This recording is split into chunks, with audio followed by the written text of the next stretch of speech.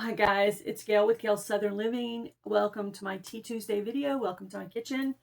Lots going on in here, preserving, vegetables and doing things like that, and just trying to start on some fall cleaning and stuff like that. So update on Jade.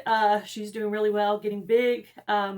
We went out to have Chinese food on Saturday. And while we were there, we went to the Tractor Supply, and my husband bought her a new cat house, like a scratching post.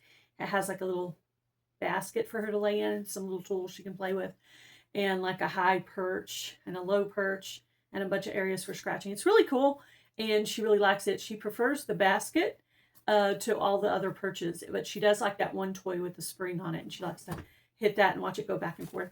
The other cat, Bright, does not like it yet, but maybe in the future. So anyway, several people had been talking about Chinese food. I think it might be Simply Jan from Simply Jan Homestead.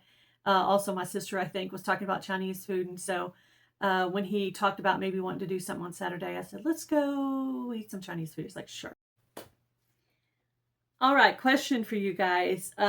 So coffee or no coffee? Team coffee, team no coffee. So are you guys coffee drinkers? Today, my mug shout out is for Jan, for Simply Jan Homestead, and I'm actually drinking some coffee. So are you team coffee or team no coffee? Put your answer in the comments below. I have been drinking coffee since I was probably in my 30s. I'm not one of those that started out at like 16 or 18 or 20. Started in my 30s. So, yeah. So, I go grocery shopping every 2 weeks when hubby gets paid at our local Walmart. We occasionally get some stuff from United Supermarket, but it's a little bit higher, and I prefer the lower prices at Walmart. So, I am a Walmart shopper, and I like to shop on Thursdays.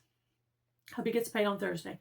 I like to shop on Thursday because Friday, Saturday, and Sunday are busier, and also because we're a small town, things are more picked over, and some things are ran out of because so many people are shopping on Friday, Saturday, and Sunday. So I like to shop during the day on Thursday because it's an older crowd and it's not as many people, and there's not people down every single aisle that you go down. So sometime on Thursday, I usually shop every 2 weeks.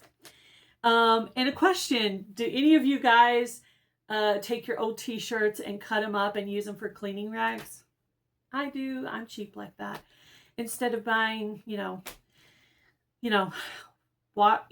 rags that you can buy at the store and then throwing them away, I like to cut up old t-shirts that are like the wrong size, or maybe they got a stain on them or something. And sometimes you'll clean something and you'll throw it in the washer and you'll wash it. And other times you'll have to use it for pet things that are disgusting. And because you didn't spend any money for it, for that purpose, you've already paid for it, you can throw it away. So I cut up different little t-shirts and things, certain cotton top materials that are good for cleaning and dusting and things like that. And I have a basket that I put those in, and they can be used for cleaning and washed later, or used for cleaning something and throwing them away, depending on how disgusting the cleaning project is. So I'm cheap like that. I'm going to start doing a recipe of the week in this video. So I decided to pick, after looking at my recipes playlist, a recipe for crack chicken soup. I will link that video in the description box. I believe it's from about 3 years ago. So if you're interested in checking out the video for crack chicken soup, please check that link below. So I did the thing I wasn't going to do, and I planted almost like a fall crop. I planted 4 butternut squash seeds. I said I wasn't going to do that, and I did it anyway because I'm like, I have to be out there watering my watermelon anyway, and some vines and my bell pepper. So I thought, okay, I'm just going to go ahead and throw 4, hoping to get 2. Well, when I went out there today, 3 out of the 4 were up. So, and they're right in that planter where I'm planted them. There's an archway that goes like this.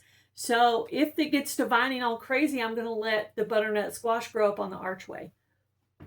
So we'll see how that works out. So we're going to have hopefully a nice fall crop of butternut squash. And we have plenty of time because we have half of August, September, October, part of November. So we'll say almost 3 months to possibly get some butternut squash on that. So we'll see, because our first frost date would be sometime in November, I believe. My 2 watermelons are getting bigger. The ventral that goes to the watermelon. I looked it up. I thought it was just called a vine, but it's calling it like a ventral or something. It's still green. So that means the watermelon's still growing. I have 2 good-sized watermelon. I'm waiting for the vine itself to die so that hopefully it will be ripe and delicious and sweet and all that. So I still have morning glories and hyacinth, and 4 o'clock's growing right behind that section where the watermelon is. I'm leaving all that going because I want it to continue to pollinate the things that I have out there.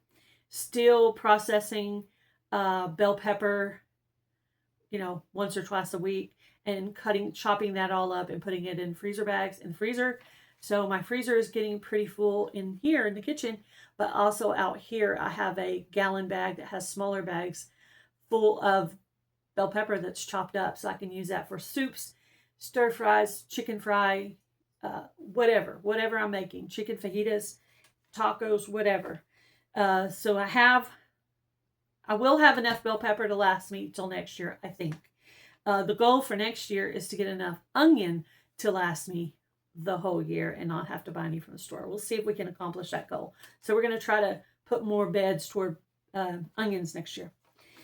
Update on hydroponics. My 4 micro dwarf tomatoes are doing really well. Actually, no, there's 6. At least 2, maybe 4 of them already have the little bloom thing, the little yellow bloom thing, but no actual tomatoes forming yet, as far as I know. The lettuce that's growing in that one machine, I've been harvesting off of that. It is just going crazy. I don't remember last year having a lettuce that was that big. So I will be harvesting off of that. Hoping to make something where I can use some of that tonight, maybe like a salad to go with our dinner or something.